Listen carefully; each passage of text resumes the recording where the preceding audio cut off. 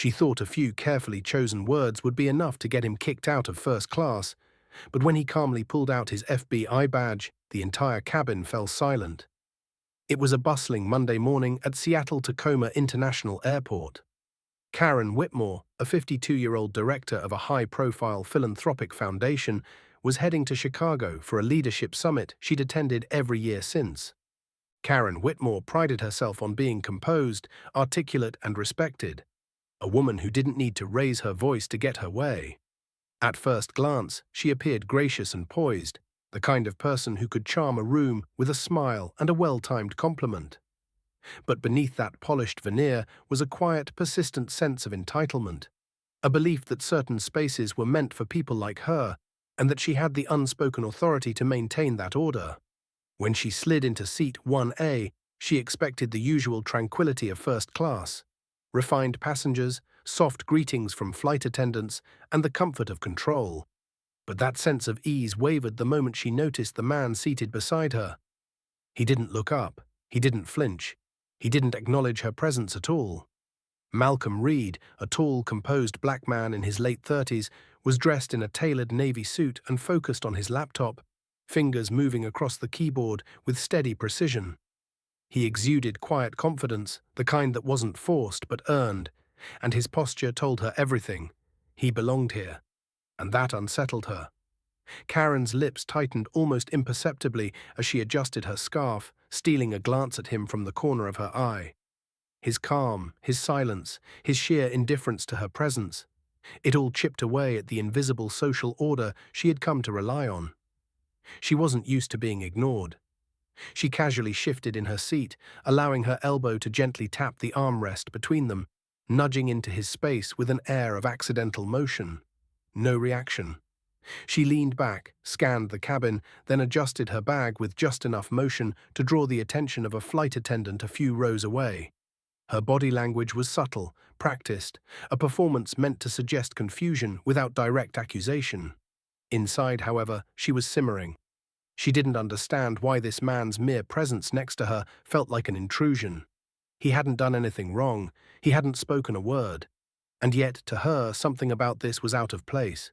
She masked her discomfort with a tight-lipped smile and a practiced air of patience, but her mind was already calculating the next move.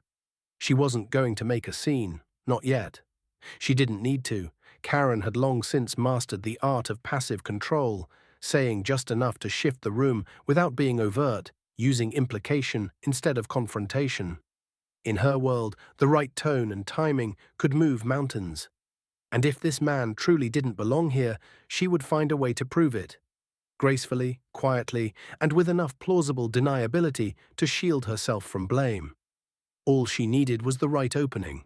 Karen waited until the flight attendants had finished pre-boarding duties before lifting her hand with practiced poise, signaling for assistance. Laura, a polite and efficient attendant in her late 20s, approached with a courteous smile. "Is everything all right, ma'am?" she asked, leaning slightly forward. Karen responded with a soft chuckle, the kind meant to downplay a serious request, masking it as a minor misunderstanding. "I think there may have been a mix-up with the seating," she said lightly, gesturing vaguely toward Malcolm without looking directly at him. "I believe this gentleman might be in the wrong seat." Laura, maintaining her professionalism, tapped her tablet and confirmed, "Mr. Reed is in seat 1B, and your ticket is for 1A. Everything checks out." Karen's smile tightened. "Are you sure?" she asked, feigning confusion. "It just doesn't seem right." Laura nodded. "Yes, ma'am, everything is in order." Karen leaned back, eyes flicking toward Malcolm, who hadn't said a word or even looked up from his laptop. That somehow made it worse. Her sense of control was slipping. She adjusted her blouse, smoothed the hem of her skirt, then lowered her voice and said carefully, "I'm sorry, but I just don't feel safe." The words came out slow and deliberate, calculated more for effect than truth. Laura blinked, momentarily caught off guard. "Unsafe, ma'am?" Karen gave a small shrug, keeping her tone even. "I can't explain it. It's just a feeling." She didn't elaborate. She didn't need to. Her glance toward Malcolm, brief but heavy with insinuation, did all the talking. Laura stood still for a beat too long, then said, "I understand." Let me see what I can do. Around them, the subtle murmur of the cabin had shifted. A man across the aisle lowered his newspaper slightly. A woman 2 rows up removed one earbud. The atmosphere, once comfortably anonymous, had begun to curdle. Karen could feel it too, the weight of attention, the simmer of judgment. But she had said what she needed to say. Now she waited. She expected action. She expected Malcolm to defend himself, or at the very least, express some kind of discomfort. But he didn't. He simply kept typing, unmoved, calm, unaffected. That silence, his refusal to respond, was infuriating. To Karen, it read as defiance. She had followed the script of polite authority. She had spoken softly, framed her concerns as feelings rather than accusations. Yet somehow, this man's presence, his stillness, was challenging her in a way she didn't know how to counter. Around them, the pressure in the cabin thickened. Something was about to tip. Karen crossed her legs and exhaled, her frustration masked beneath a thin veil of politeness. After a few moments of silence, she pressed the call button again. When Laura returned, still composed and courteous, Karen leaned slightly closer and said in a measured voice, "If there's an available seat in economy, perhaps Mr. Reed would prefer to sit there. I think that would make this more comfortable, for everyone." Her words were sugar-coated, but the implication was sharp and deliberate. Laura blinked, momentarily processing what she'd just heard. "Ma'am," she began, her voice level, "you're asking me to move a first-class passenger who has a valid seat assignment to economy." Karen gave a small smile. "I'm simply suggesting an option that might be better suited considering the situation." Laura didn't respond right away. Instead, she stood straighter, folding her hands in front of her. "I'm afraid I can't do that," she said. "We don't relocate passengers without cause. Mr. Reed is in his assigned seat. There is no issue here." Karen's smile faded. "But I'm not comfortable," she insisted, her voice a notch firmer. "I didn't say he threatened me. I never said that. I have a right to feel at ease in the seat I paid for. That's not unreasonable, is it?" Her voice was louder now, drawing the attention of nearby passengers. One man across the aisle turned his head slightly. A young woman in 3C paused mid-sentence on her phone. The quiet hum of pre-takeoff chatter dimmed. Karen could feel it happening, the shift in the room, the invisible spotlight tightening. But she pressed on, confident that she was still in control of the narrative.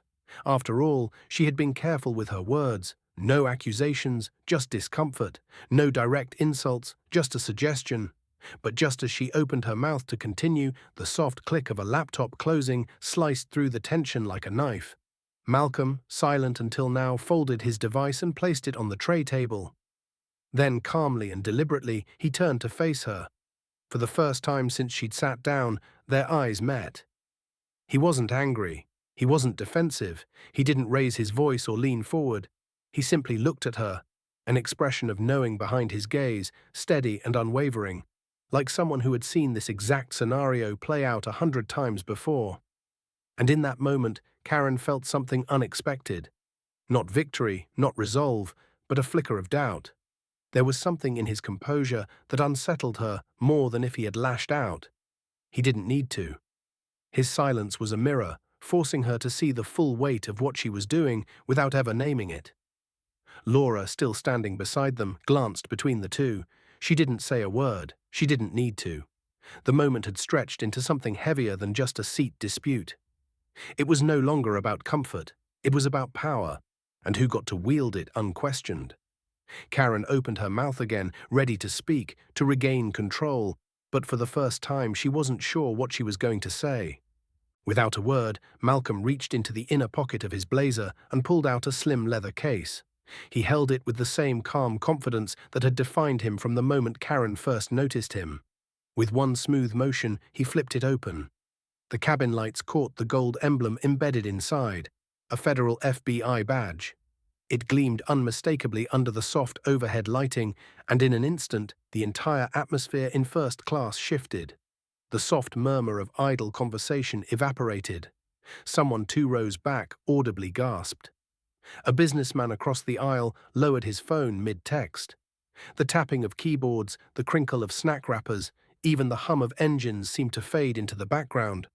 All eyes turned toward Malcolm, then to Karen, then back to the badge.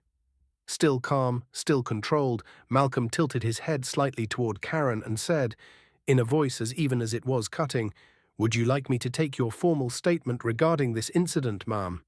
I can begin documenting your complaint now if you prefer." The words were not loud, but they landed with the force of a gavel. Karen's breath hitched audibly. Her jaw moved but formed no words. The veneer of poise she'd so carefully worn began to crack, visibly and irreversibly. She stared at the badge, then at Malcolm's steady eyes, and for the first time seemed to register that she had not only lost control of the situation, she had entirely misunderstood the man she had tried to quietly undermine. Around them, the reaction was immediate. A couple of passengers clapped softly, breaking the heavy silence. A woman in row 3 whispered, "Oh my God, FBI." A man near the front shook his head and muttered, "That's what you get." The quiet ripple of vindication rolled through the cabin like a slow wave. Laura, still standing nearby, took a half-step forward. Her voice was low but resolute. "Thank you, sir," she said, glancing toward Malcolm. Then, turning to Karen, she added, "I'll be filing an internal report regarding this interaction. It will be forwarded to corporate and reviewed by our passenger relations team." She didn't need to say more. The message was clear. This wasn't going to be ignored. Karen blinked rapidly, her fingers twitching against the armrest. She looked around, seeking out any sympathetic face, any silent ally among the passengers, but no one met her gaze. Every person she turned to either looked away or looked directly through her, their expressions tight with judgment or barely concealed amusement. Malcolm, meanwhile, didn't gloat. He didn't lean in, didn't smile. He simply closed the badge case, tucked it back into his jacket, and leaned back in his seat with quiet finality. He hadn't needed to raise his voice or demand respect. He had simply let the truth speak for itself, and in doing so, dismantled everything Karen thought she could manipulate. The power dynamic had shifted, irreversibly and without spectacle. What began as an attempt to discreetly remove someone she saw as out of place had now become a viral moment in the making, and though the plane hadn't yet left the ground, Karen's downfall had already taken off. 2 hours later, Karen stepped into the arrivals terminal at O'Hare International Airport, her composure shattered. The overhead lights felt too bright, the hum of travelers too loud. Her eyes darted nervously as she moved toward baggage claim, clutching her designer handbag like a shield. Then she saw them, 3 reporters gathered near the terminal exit, one already speaking into a camera. The viral video of a VIP passenger attempting to remove a black man who turned out to be an FBI agent from first class has now surpassed 1 million views in under 4 hours, the anchor said into the mic, phone in hand. Karen froze. Her name hadn't been said yet, but the headline might as well have been carved into her forehead. A moment later, one reporter's eyes met hers. Recognition lit up her face like a spark. "That's her!" Karen turned sharply and walked faster, her heels clacking like gunfire against the tile floor. She could feel their eyes, feel the heat of their attention, trailing her like a second skin. Her phone buzzed again and again, text messages from friends, colleagues, her assistant, her board. Some were questions, others were demands. Most were laced with disappointment. By the time she reached the curb, her entire career had already begun to collapse. She ducked into a taxi and slammed the door, voice shaking as she gave the address to her hotel. Her phone screen lit up with a subject line she couldn't ignore: "Immediate board action required." The message was brief. "Karen, we are deeply concerned by your conduct on Flight 227. Your actions no longer reflect the values of our foundation. We are forced to request your resignation, effective immediately." Her hands trembled. The organization she helped build, the very platform she used to craft her public image as a progressive, compassionate leader, was gone in an instant. No second chances, no space for context, not when there was video, not when the internet had already made up its mind. Meanwhile, across town in a secure federal building, Malcolm Reed sat in a glass-walled conference room, briefing a task force on cybersecurity threats. Calm, focused, unaffected. To him, the flight was just another Tuesday. He didn't mention it to his colleagues. He didn't need to. He had simply navigated yet another obstacle with the same discipline and dignity that had gotten him here in the first place. But for Karen, that flight would follow her forever. The story had already escaped her control. Screenshots, commentary, and slow-motion clips of the moment he flashed his badge were all over social media. And every time she refreshed her feed, it only got worse. She had hoped to discreetly enforce her comfort. Instead, she had exposed herself. Not with a slur, not with a shout, but with a quiet suggestion, spoken just loudly enough for a smartphone mic to catch, and a million people to hear. Real power doesn't come from titles, money, or public image. It comes from character, from truth, and from the ability to remain calm when others try to provoke chaos. In a world where perception travels faster than intent, every action, especially those taken in moments of entitlement, can become permanent in a matter of minutes. Karen believed she could cloak her bias in civility, hide prejudice behind vague discomfort. But today, society sees through that. The camera doesn't blink. The audience no longer stays silent. When you attempt to remove someone not because of what they've done, but because of who they are, you reveal far more about yourself than them. And when that someone is prepared, poised, and protected by truth, you don't just fail, you fall. This story is a cautionary tale for anyone who thinks their comfort should come at someone else's expense, for anyone who mistakes silence for submission, because sometimes the quietest person in the room is carrying the biggest truth and the sharpest badge. And in today's world, where everything can be recorded, shared, and judged by millions in seconds, there's no such thing as a harmless whisper. There's no room for just a feeling when it's rooted in bias. The lesson is simple. Don't weaponize your discomfort. Don't mistake politeness for permission, because the next person you try to remove might be the one holding the badge and the mirror. And just like that, what started as a silent power play turned into a nationwide reckoning. Karen thought she was protecting her comfort, but what she really did was expose her prejudice, and the world was watching. Meanwhile, Malcolm didn't raise his voice, didn't argue, didn't flinch. He simply let the truth speak for itself, and in doing so, reminded everyone that calm doesn't mean weak, and silence doesn't mean surrender. If this story made you pause, made you reflect, or made you feel seen, then this is the channel for you. At X Daily Stories, we bring you powerful, real-life inspired narratives where justice isn't just a word, it's a turning point. Every story we tell holds a mirror up to the world, revealing not just what is, but what could be. When the quiet speak up, when the overlooked rise, and when truth finally gets a voice. So if you believe stories can change perspectives, challenge systems, and spark conversations, don't forget to hit that subscribe button. Turn on notifications so you never miss a story that matters. Because tomorrow, the next person who stands their ground might be you. This is X Daily Stories, where truth meets storytelling, one powerful voice at a time.